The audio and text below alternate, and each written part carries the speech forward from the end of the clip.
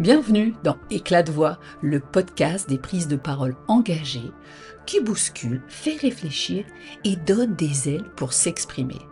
Moi, c'est Anne-Claire, je suis une ancienne journaliste, autrice, modératrice et facilitatrice de ces prises de parole engagées.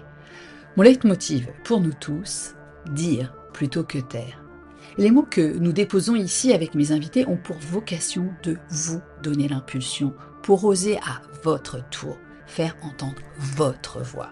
Alors, après cet épisode particulièrement stimulant, vivifiant, allez-y, affirmez-la, faites-la résonner pour porter haut et fort vos convictions, vos projets, vos idées. Oui, votre voix compte. Communiquer, c'est son métier. Il parle 6 langues, même 7 avec son Boston Lotsoboyosh, mais surtout, il parle avec celle de son cœur. Et c'est bien tout ce qui fait la particularité du parcours de vie de Patrick Lesage. Il est admirable d'authenticité, capable d'introspection incroyable et de remise en question. C'est d'ailleurs ce qui l'a conduit à faire des choix professionnels comme personnels en conscience, et non pas en pilote automatique. Donc oui, à plusieurs reprises il a changé d'activité. Donc oui, un jour il a admis son homosexualité. Donc oui, un jour il a fondé Takadeo. Et le 27 juin 2024, j'étais aux anges d'être à ses côtés, d'être l'animatrice de cette soirée mémorable pour célébrer les 10 ans de son agence de communication.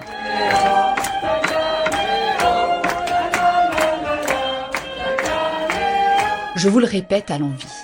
Communiquer, entrer en relation avec autrui, que ce soit un client, un collègue, une partenaire, un ami, une amie, un apprenant, une apprenante, un enfant, peu importe.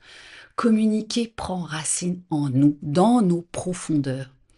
Alors évidemment, mener un échange constructif, sincère, représente une sorte de défi parce qu'il est bien plus simple de rester superficiel. C'est beaucoup moins risqué émotionnellement, relationnellement, personnellement. Et s'engager dans un dialogue profond demande du courage, celui de dépasser nos a priori, nos peurs, de faire confiance et de nous exprimer de façon authentique. C'est ce que nous allons vivre avec Patrick dans cet épisode, comme d'ailleurs nous le faisons depuis le début de notre amitié. Salut Patrick. Bonjour Anne-Claire. Merci d'être avec nous. Bon, alors dis-moi, la carrière est longue, incroyable, parce que de traducteur à directeur européen des ventes et de la communication pour Harlequin, qui est leader mondial des sols pour la danse, fondateur d'une agence de production de spectacles avec les premiers danseuses et danseurs de l'Opéra de Paris, jusqu'à être CEO de Takaneo, ben, en fait, avec toi, finalement, il s'agit toujours de prendre la parole. Alors moi j'ai envie de te demander, quel lien tu fais de ce point de vue entre tes différentes expériences professionnelles?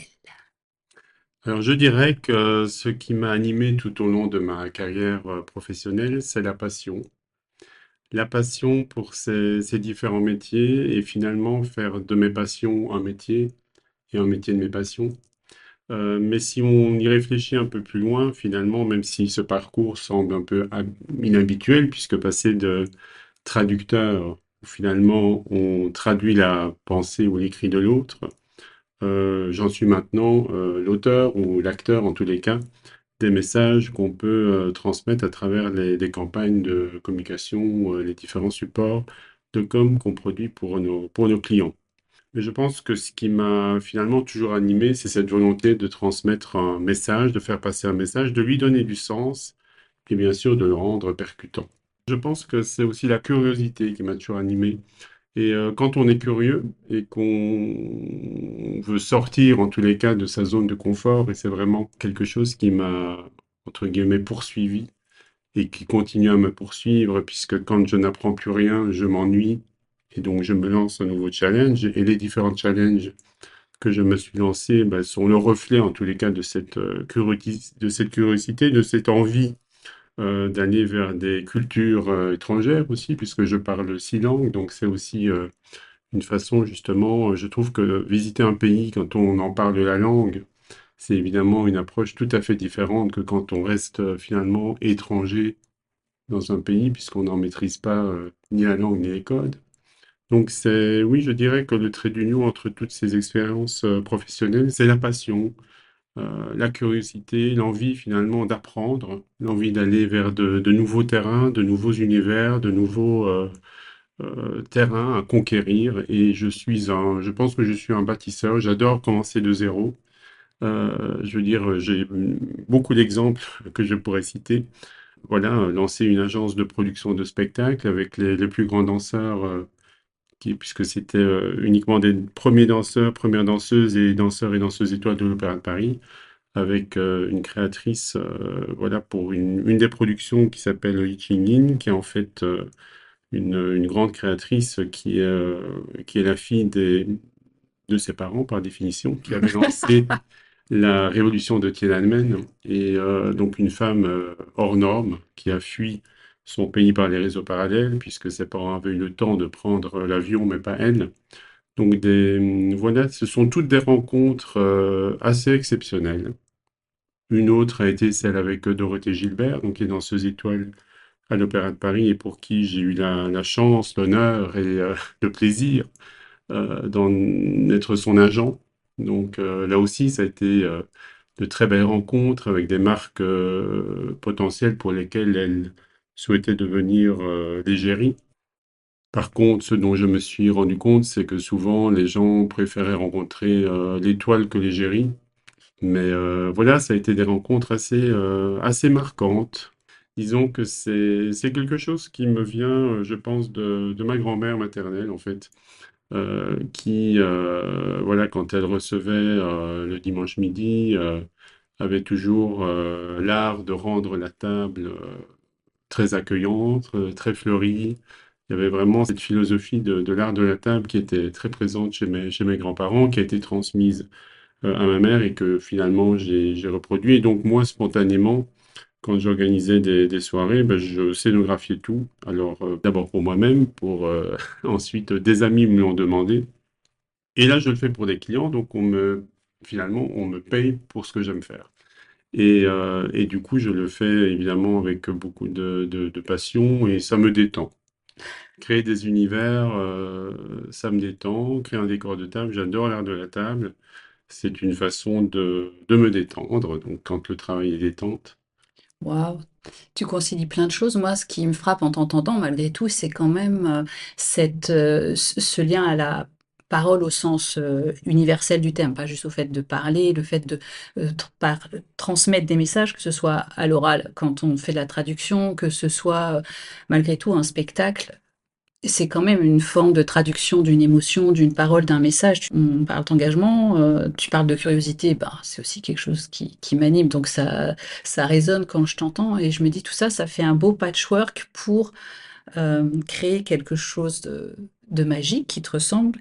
Alors je me demandais comment tu arrives à concilier en fait ton amour justement pour ce raffinement, ce beau dont tu parles souvent, pour les gens aussi, mais pour concilier cet ensemble-là avec une chose que moi je perçois depuis très longtemps chez toi, parce qu'on se connaît quand même un peu, ton désir profond, ça c'est important de faire du bien. Faire du bien. Oui, je pense que, voilà, pour moi, la notion on va dire, l'esthétique et l'humanité ne s'opposent pas. Je Mhm. pense que et bien au contraire, ce que j'aime finalement dans le raffinement, ce n'est pas la superficialité ou le luxe ostentatoire, mais c'est plutôt, et je pense qu'on est connu pour cela au niveau de l'agence, c'est vraiment le souci de la précision.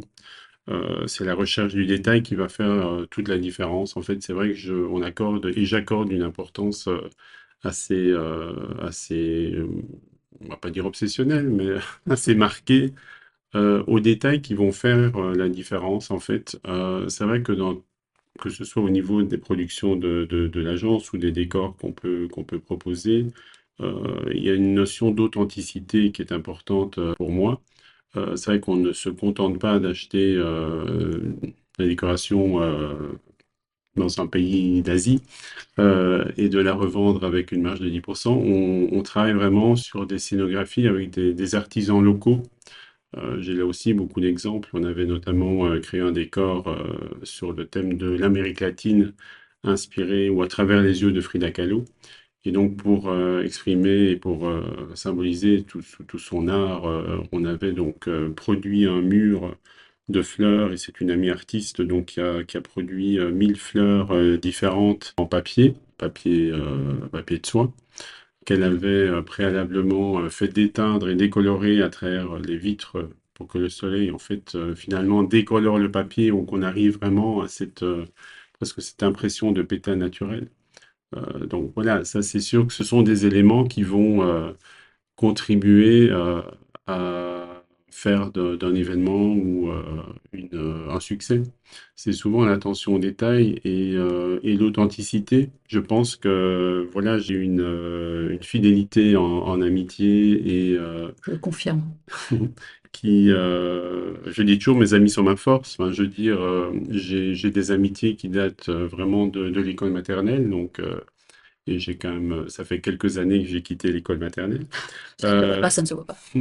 donc c'est vrai que ce sont des relations qui sont basées sur l'écoute réciproque, sur la bienveillance, sur la connaissance de l'autre. On passe tous des moments de joie, de tristesse, de détresse, d'abandon.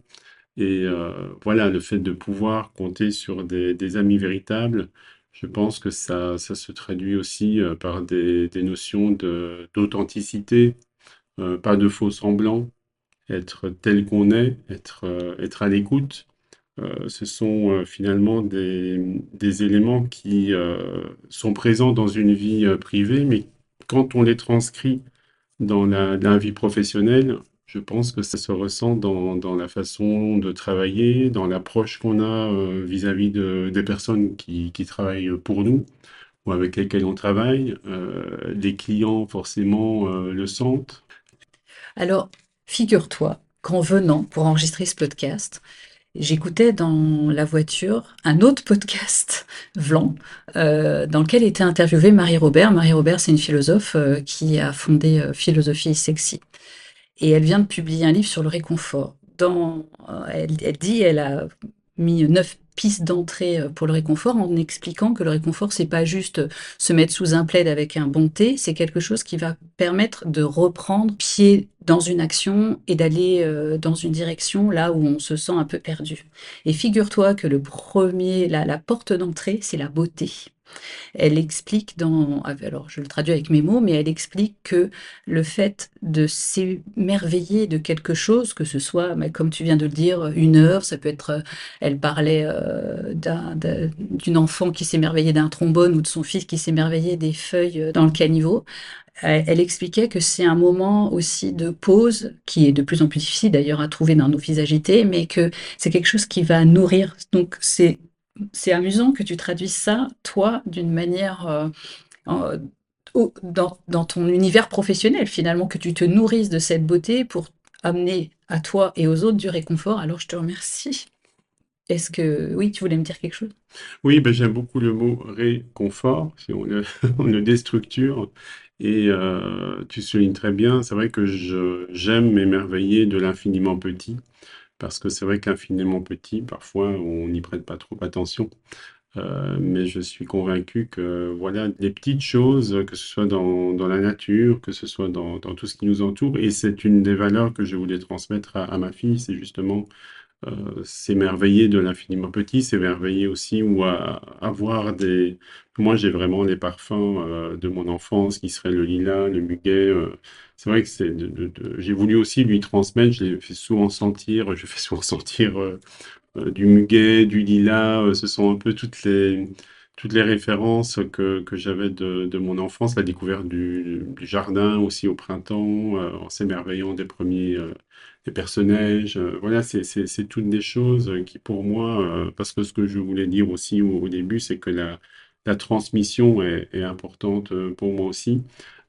C'est sans doute pas un hasard, puisque j'avais un père qui était prof de latin grec. Et je pense que voilà, ma mère m'a transmis énormément de choses, que ce soit le goût de l'écriture, le goût de la lecture, la poésie.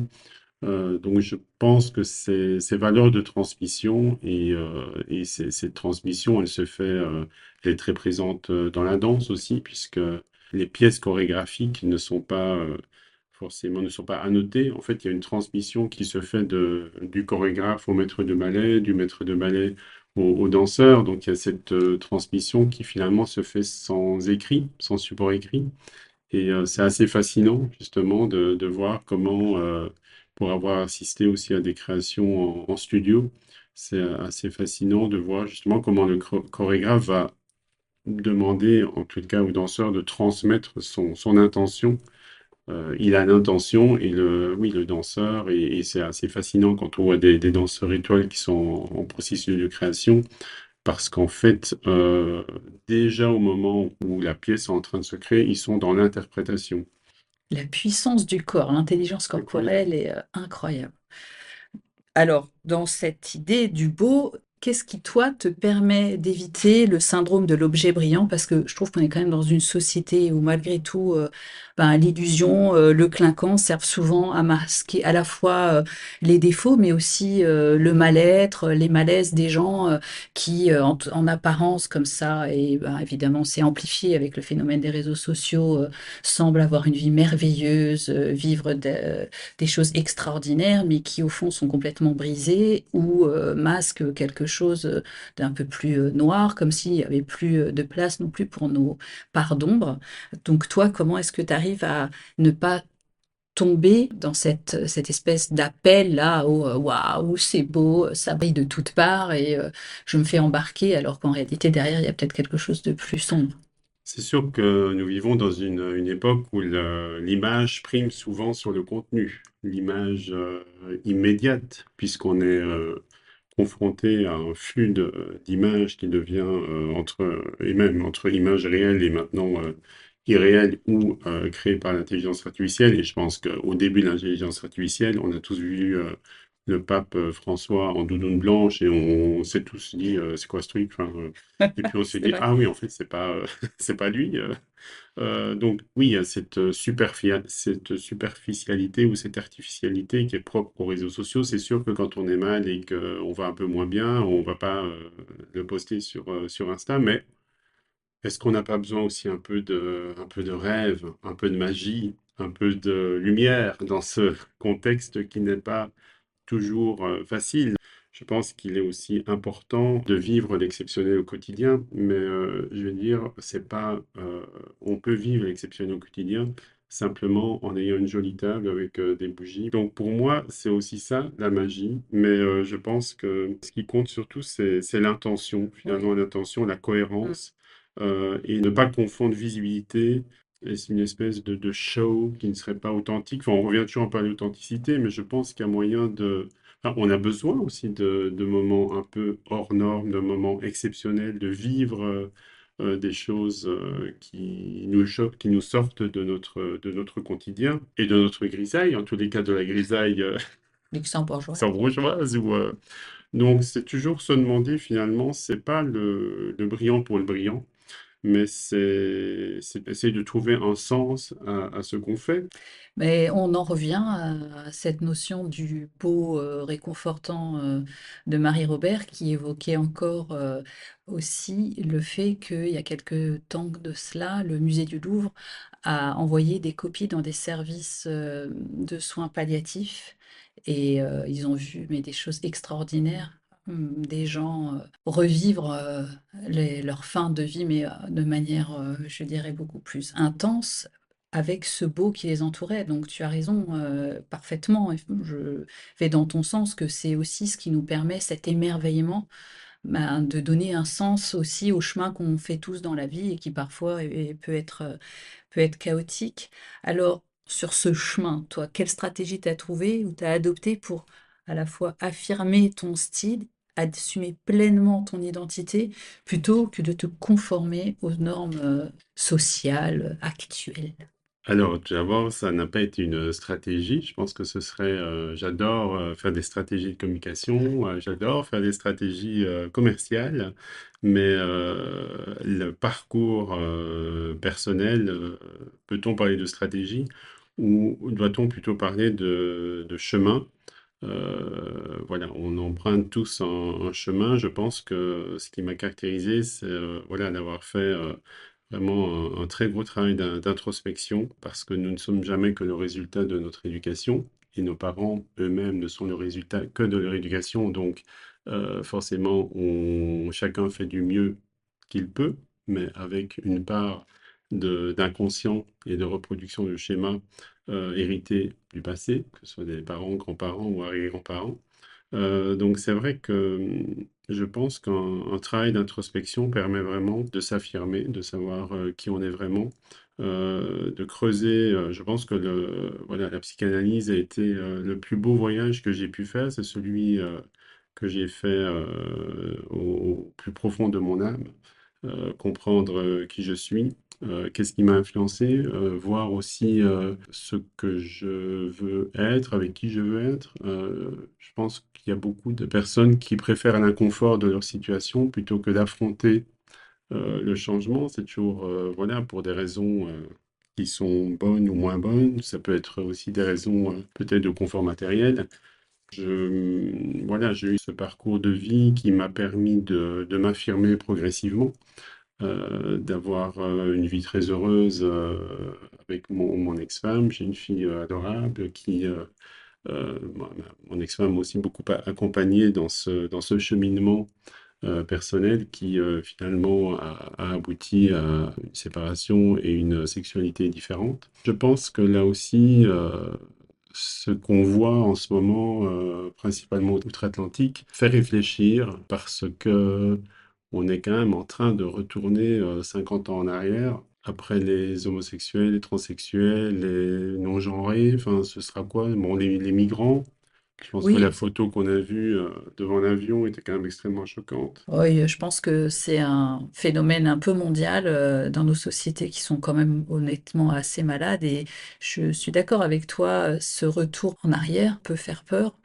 Je me dis que c'est des gens comme toi et d'autres qui vont donner le courage à ceux qui sont, je mets là aussi 15 000 guillemets, différents d'une sorte de norme qu'on a établie à un moment donné, de pouvoir rester qui ils sont, être qui ils sont, continuer à faire que notre monde soit coloré à ce point et qu'on n'ait pas qu'un gris et un blanc. Ou un noir, un blanc, on a tous des choses tellement variées, différentes à offrir que je me dis c'est important qu'une voix comme la tienne puisse continuer à dire ben, on est là, on existe, il y a une raison d'être, on apporte quelque chose et continuons à être qui nous sommes surtout. Parce que moi, ça me révolte encore d'entendre même des jeunes aujourd'hui se dire oh, quoi, mon frère ou ma sœur est homosexuel, non mais je veux plus lui parler, il est bizarre. Enfin, ça ne devrait même plus être un sujet en fait aujourd'hui. Et d'autant que la sexualité n'est pas un choix. Enfin, je veux dire, j'aimais mon ex-femme, c'était très compliqué et pour elle et pour moi qu'on se quitte, mais c'était une nécessité, on va dire.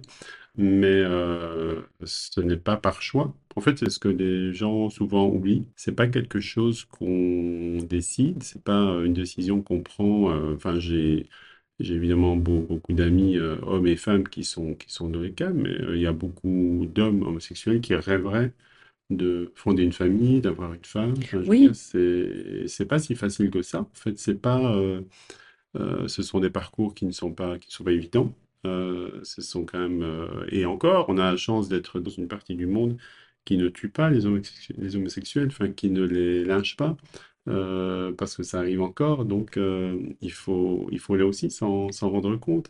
Et tout le mouvement auquel on est en train d'assister aux États-Unis est quand même révélateur d'une forme aussi de terreur qui nous fait penser à une époque qui n'est pas si lointaine, parce que, voilà.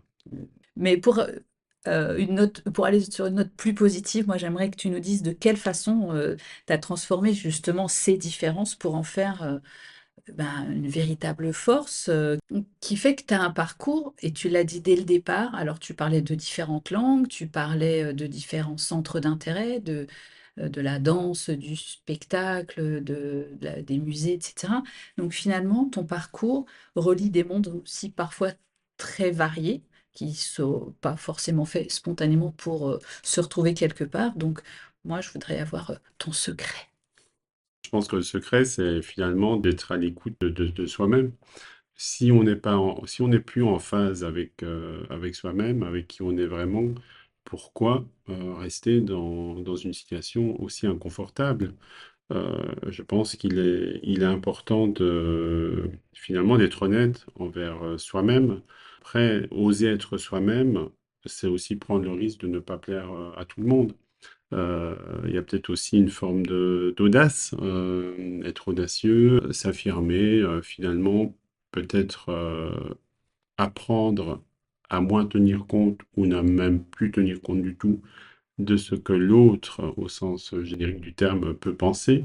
On ne peut pas plaire à tout le monde, c'est un fait, mais je pense que si vous n'êtes pas capable, entre guillemets, de vous asseoir 1 heure dans un fauteuil sans commencer à vous demander, à vous poser des questions, à vous sentir mal, enfin, c'est qu'il y a un travail à faire sur soi-même, enfin, il y a un chemin à faire, c'est pas facile, il y a des moments qui sont assez douloureux, mais finalement, je pense que le fait de ne pas chercher à se travestir pour plaire, pour être, se cacher derrière qui on n'est pas, moi j'ai du mal finalement à développer une relation d'amitié ou même d'amour s'il n'y a pas d'authenticité, s'il n'y a pas l'apprentissage ou la connaissance de l'autre, au-delà des apparences, ou comment tu vas, oui, ça va bien, je vais bien, tout le monde va bien.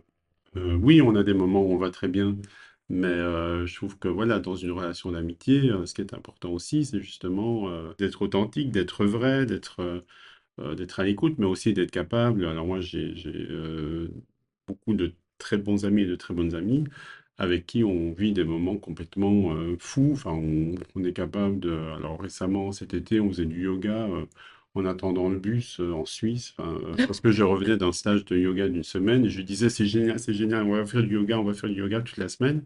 Et voilà, mais pourquoi pas, en fait, je pense qu'il faut aussi, comme je disais, un peu sortir du cadre, se laisser vivre les choses intensément et retrouver cette âme d'enfant que la vie d'adulte nous fait parfois oublier.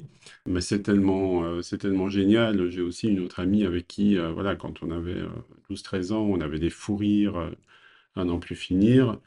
Quand on se retrouve, la première chose qu'on fait, avant de se dire bonjour, c'est qu'on éclate de rire pour rien, en fait.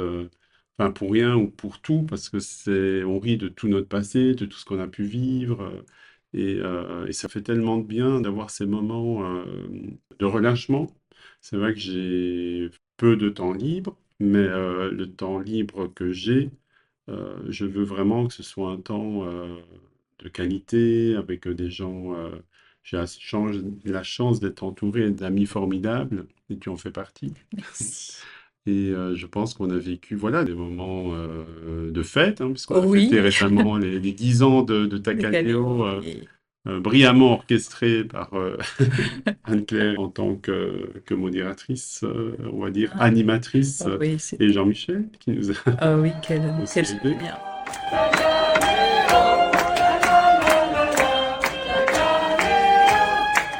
Donc là aussi, c'était, voilà, fêter les 10 ans de son agence, quand j'ai créé Tacaneo, enfin, j'ai créé mon agence, enfin, voilà, j'ai créé mon agence de com. Je pense qu'il faut un peu un brin de folie, en fait, pour créer sa société, parce que sinon, on ne le ferait pas. Je pense qu'il faut, alors un minimum de génie, mais au sens premier du terme, je ne me considère pas comme un génie, mais il faut, oui, un minimum d'ingéniosité, même plus que de génie, un peu de folie, beaucoup de travail, hein. Voilà, quand on est performant dans une entreprise, évidemment, on est récompensé, on a des satisfactions, mais je peux vous dire que la satisfaction d'un projet réussi ou quand c'est votre propre boîte, la satisfaction évidemment est décuplée. Les angoisses peuvent être décuplées quand on a des moments un peu plus compliqués. Et moi, ce qui me fascine toujours et ce qui m'a toujours fasciné à partir du moment où j'ai engagé des employés, c'est de voir que finalement, ils partagent la même passion et ils y croient autant, si pas plus que moi. Donc, de ce petit projet qui est né dans ma tête, voilà, et un nom qui là aussi est inscrit dans le paysage de la danse, puisque En espagnol, le taconeado, c'est le bruit que procure le claquement de la chaussure de flamenco sur le plancher en bois. Donc je suis passé de taconeado à tacaneo. Je voulais vraiment un nom de marque qui soit ancré dans le paysage de la danse, avec Néo évidemment qui est un peu, alors sans prétention, comme une nouvelle approche de la communication, et le K qui est très structurant. Donc voilà, la danse fait partie de ma vie depuis plus de 20 ans, donc je voulais vraiment un nom de marque qui soit ancré dans le paysage de la danse et voilà, qui résonne aussi dans le sens où l'idée c'est de faire du bruit autour de la marque, pour se faire connaître, se faire aimer, donc un peu le b.a.-ba du Mmh. marketing. Tout est bien pensé avec toi. Oui, je ne me changerai pas, je Non, pense, et je ne peux pas me hors de changer. question. Et comme je dis toujours, enfin, il y a une phrase que ma fille m'a dit parce que j'avais toujours tendance j'aime lui écrire, surtout aux anniversaires, donc je la remerciais de m'accepter tel que je suis. Et donc, elle m'a demandé, oui, tu étais à l'anniversaire de mes 50 ans, d'arrêter de la remercier de m'accepter tel que je suis, parce qu'elle ne voulait pas que je sois autrement. Bah, Et, nous non plus, on voudrait pas que tu sois autrement. Je confirme. voilà, je ne le souhaite pas non plus.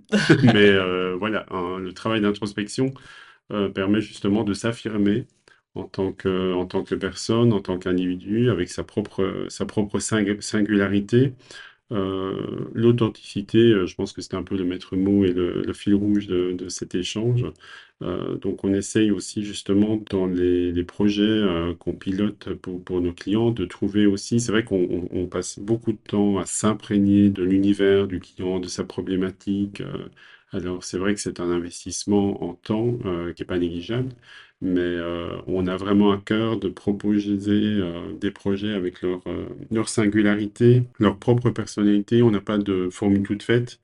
D'ailleurs, c'est ce qu'on me dit souvent quand je présente le travail de l'agence, c'est qu'on sent que chaque univers, finalement, est respecté, est singulier, a sa propre identité, sa propre force, sa propre puissance. Et moi, je suis super content parce que grâce à cette agence, je peux combiner vraiment mon goût pour l'écriture, pour le côté, on va dire, plus événementiel, la relation presse, puisque je suis quand même au départ un homme de lettres, puisque un traducteur joue avec les mots. En tous les cas, On en revient aux mots et à la voilà, parole.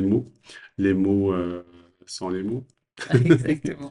Non, voilà, donc du coup, c'est passionnant. Et puis de voir, puisqu'on a, voilà, je suis entouré de jeunes employés qui sont justement très.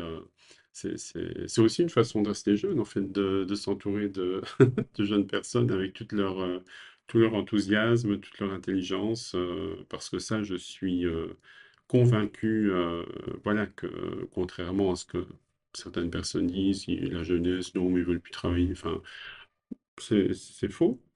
Je veux dire, il y a vraiment des jeunes talents qui sont même, je pense, finalement, plus vifs ou plus réactifs que nous, enfin, qui ont cette envie de bien faire, cette volonté de s'impliquer, de s'investir, cette envie aussi de croire à un projet d'entreprise bah, d'un mec de 55 ans, plus un. Donc ça aussi, c'est génial de voir que d'être, entre guillemets, suivi par cette nouvelle génération. Et pour moi, la transmission sera importante, de voir ce que Takaneo deviendra quand Patrick Lesage prendra un peu de recul, pas complètement. Mais c'est vrai que cette transmission est importante pour moi, comme on disait au début de l'entretien. Donc voilà, on verra. En tous les cas, là, on a fêté nos 10 ans.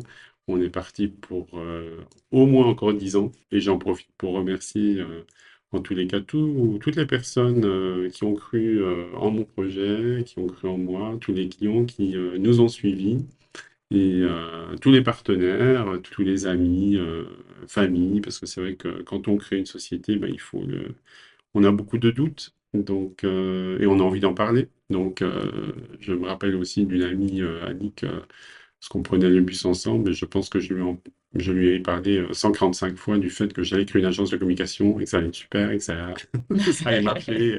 Je dis, ouais, ouais, vas-y. Mais bon, après, oups. Mais voilà, donc. Oui, c'est pas facile hein, de sortir de sa routine.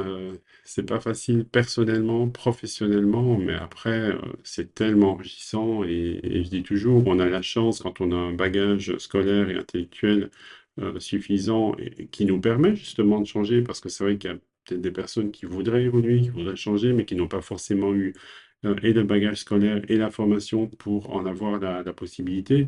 Le changement fait peur, mais le changement est tellement important pour se construire et finalement se valoriser soi-même, et parce qu'on aspire quand même tous à la sérénité, au bonheur, et ça se construit. Alors, je ne suis pas au pays des bisounours, hein, je me sens fondamentalement très très bien dans la peau et je me sens très heureux. Mais voilà, il y a des moments parfois de doute, mais je sais que je ne reste pas dans le doute. Je suis quelqu'un qui rebondit assez vite et qui fait finalement, j'ai fait de mes faiblesses une force.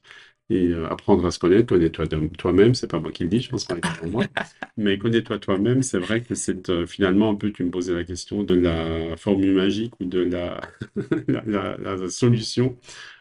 Oui, connais-toi toi-même et finalement, si tu te connais mieux toi-même, ben, les gens le percevront, tu seras plus authentique. Je pense qu'on a tous des chaînes ou des boulets ou des casseroles, on les appelle comme on veut, mais dont on peut se libérer. J'en suis la preuve vivante.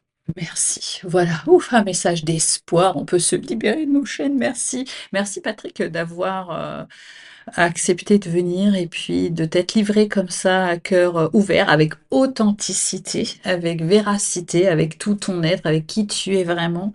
J'espère que ça va pouvoir donner à d'autres aussi l'impulsion d'oser être qui ils sont et de montrer qu'on peut prendre la parole sur ces sujets et sur ce qui nous anime sans que tout de suite on soit catalogué ou que le monde s'effondre autour de nous, en fait, pas du tout. Donc, du fond du cœur, merci à toi. Merci à toi pour l'invitation. En tout cas, j'espère que ces échanges auront permis peut-être justement de mieux connaître qui se cache derrière Patrick Lesage, ou en tous les cas devant ou derrière. Mais c'était un plaisir et je serais ravi en tous les cas de poursuivre ces échanges. Et ben moi aussi, à très bientôt.